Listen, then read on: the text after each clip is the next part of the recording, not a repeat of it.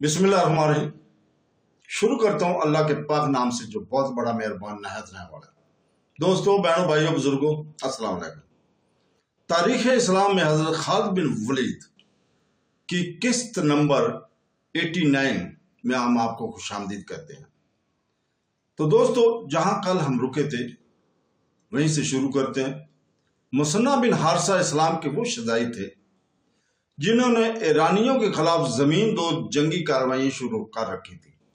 उन्हीं की तरतीब पर अमीरुल मोमिनीन हजरत अबू बकर सदीक ने हजरत खालिद बिन वलीद को बुलाकर ईरानियों के खिलाफ भेजा था।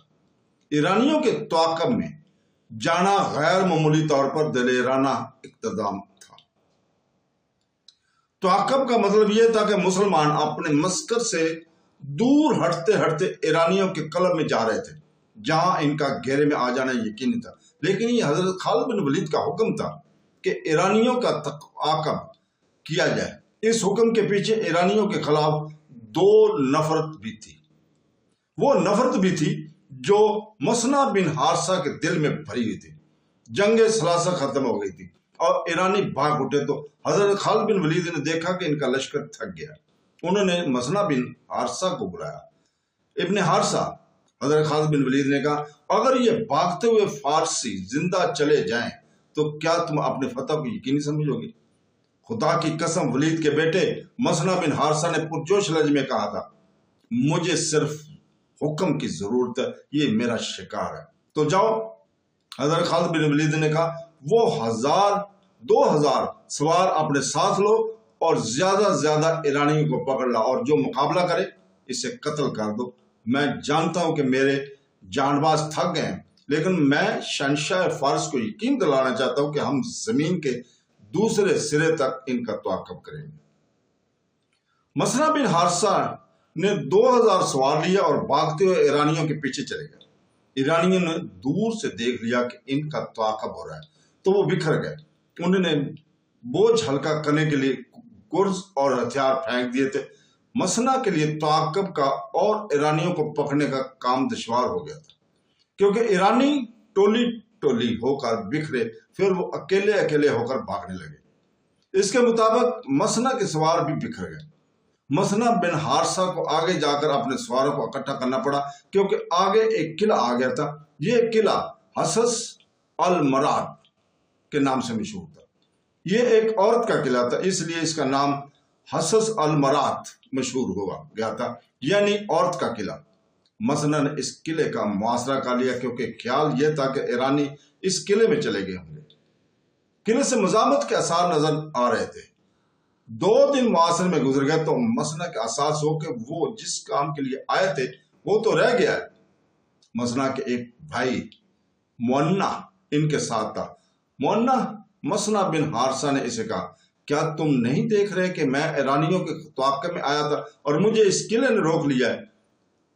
मुसन्ना भाई, मुअन्ना ने कहा, मैं सब कुछ देख रहा हूं और मैं ये भी देख रहा हूं कि तुम्हें मुझ पर भरोसा नहीं।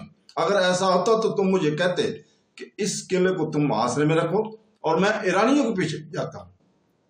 हाँ मुअन्ना, मुसन्ना ने कहा, मुझे तुम पर भरोसा नहीं। ये किला एक जवान औरत का है, जो जवान आदमी हो।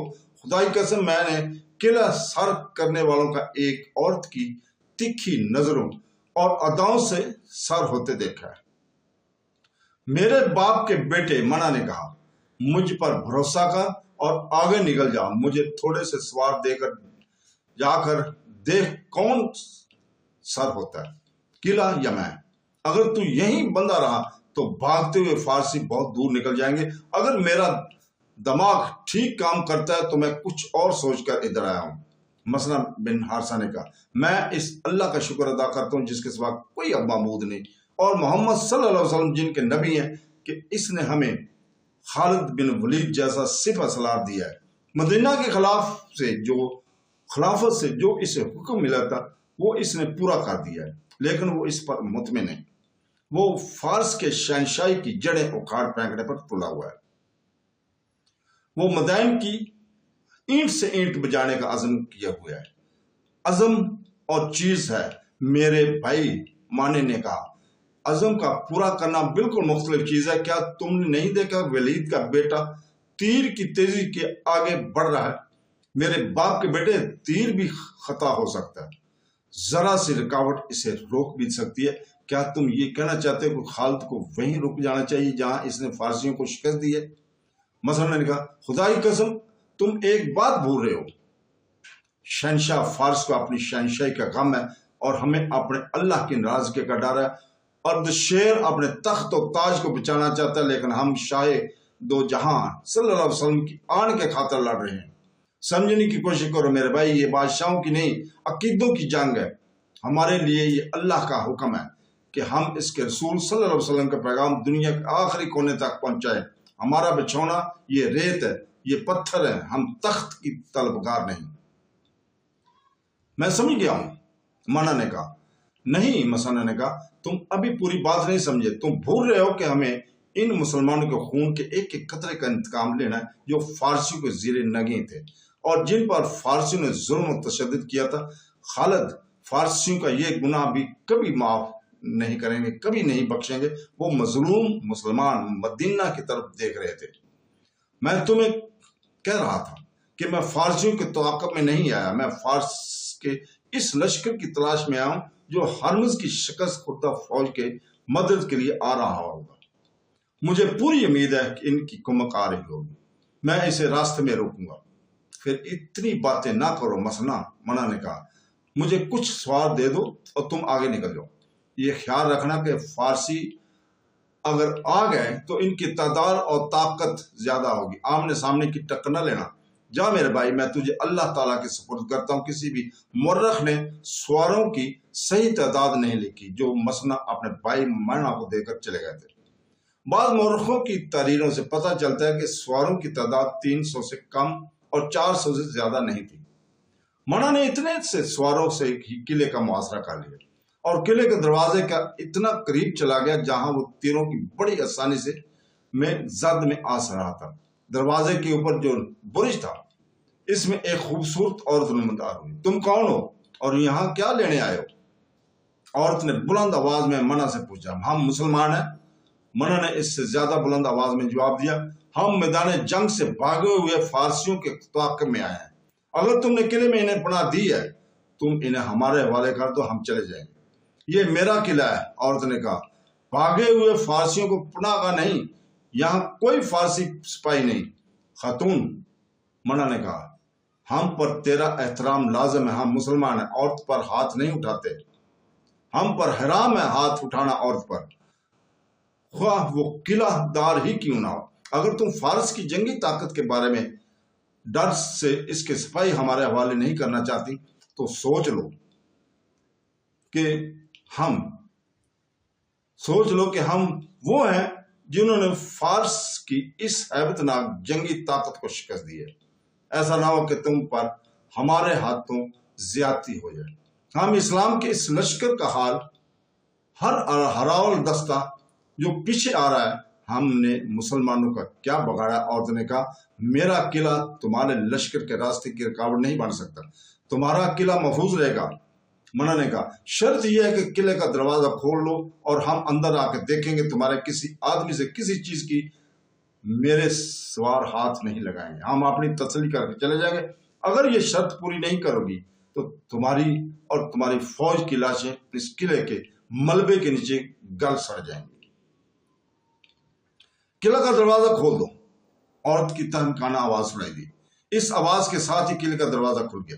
منا نے اپنے سواروں کو اشارہ کیا۔ 300-400 گھوڑے سر پر دوڑتے آئے۔ منا نے انہیں صرف اتنا کہا کہ قلعے کی صرف تلاشی ہوگی، کسی چیز اور کسی انسان کو ہاتھ تک نہیں لگایا جائے گا۔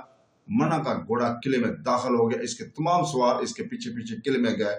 منا نے ایک جگہ رک کر قلعے کی دیواروں پر نظر دوڑائی، ہر طرف تیر انداز کھڑے تھے، نیچے اسے کہیں بھی کوئی سپاہی نظر نہ آیا۔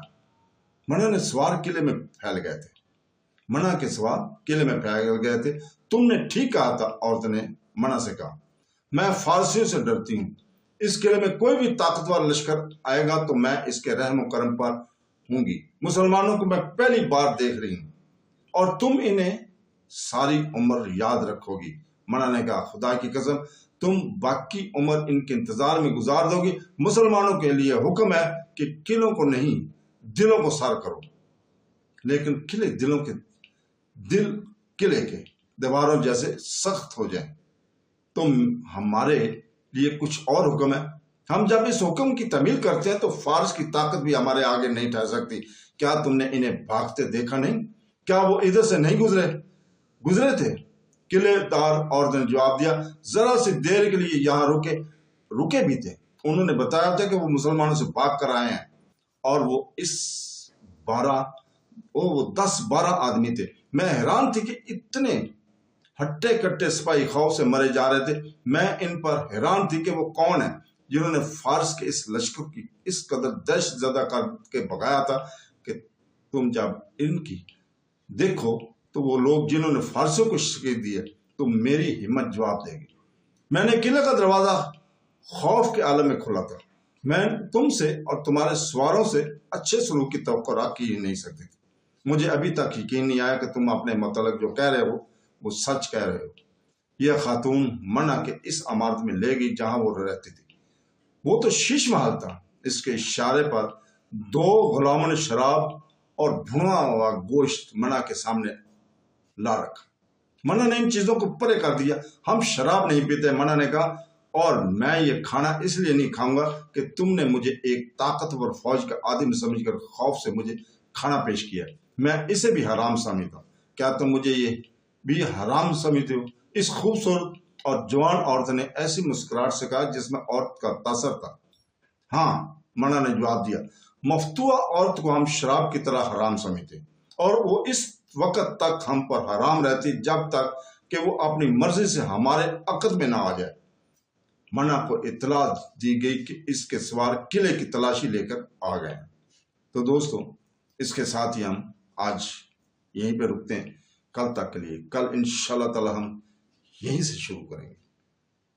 ہم دعا کرتے ہیں اللہ تعالیٰ سے کہ وہ ہمیں قرآن پاک اور سنتے نبی بھی صلی اللہ علیہ وسلم کی پیروی کرنے کی توفیق عطا فرمائے۔ آمین ثم آمین۔ اللہ حافظ۔